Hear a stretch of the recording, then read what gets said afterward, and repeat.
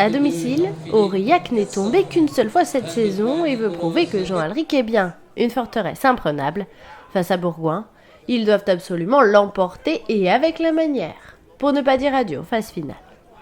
Et les Cantalous démarrent cette rencontre sur les chapeaux de roue. Ils insistent longuement avec du jeu au ras, jusqu'à ce que les trois quarts trouvent la solution et c'est Jack McPhee qui ouvre la voie aux siens. Après 5 minutes de jeu seulement, l'arrière néo-zélandais trouve la faille dans une défense bergalienne dépassée pour inscrire son deuxième essai de la saison. Les Cantalous dominent largement cette rencontre et dans tous les secteurs de jeu, la défense adverse est mise à mal et peine à stopper les assauts cantaliens. En bout de ligne, les passes sont rapides, puissant. Maninoa inscrit le deuxième essai des locaux et déjà sa 7e réalisation de la saison.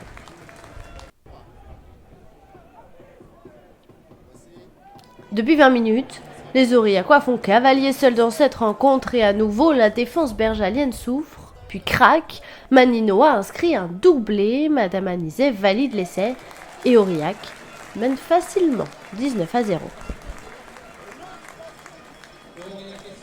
Une demi-heure pendant laquelle les Cantalous récitent leur gamme. En difficulté depuis quelques rencontres, ils retrouvent de la confiance, les passes sont fluides, rapides. Ça écarte vite en bout de ligne pour Charikazé qui inscrit le 3e essai des locaux, qui ont déjà le bonus offensif en poche. Un dernier essai sur la sirène, mais cette fois-ci, il s'agit d'un sursaut d'orgueil isérois. La défense cantalienne bien en place, ils peinent à trouver la faille.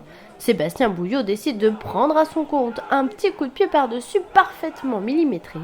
À la réception, Grégory Pouillot se charge d'aplatir le premier essai de la rencontre pour les visiteurs, qui leur permet de rentrer au vestiaire sur le score de 26-7.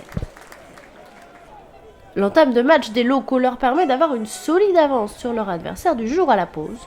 L'objectif est sur le point d'être réussi. Mais la deuxième période perd un peu d'intensité. Il faut presque attendre un quart d'heure de jeu avant de voir un nouvel essai. Les séquences de jeu au frais s'enchaînent et les Cantalous peinent à trouver la faille. Finalement, Baptiste Thézard trouve la solution. Il s'intercale entre deux défenseurs. Les Aurillacois s'envolent au tableau d'affichage.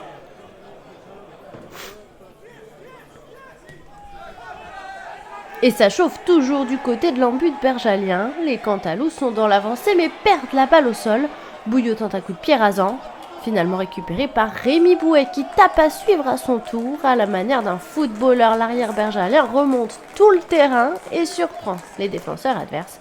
Et comme il est le premier arrivé, il s'offre même le luxe d'aller aplatir sous les perches le deuxième essai de la soirée pour les visiteurs.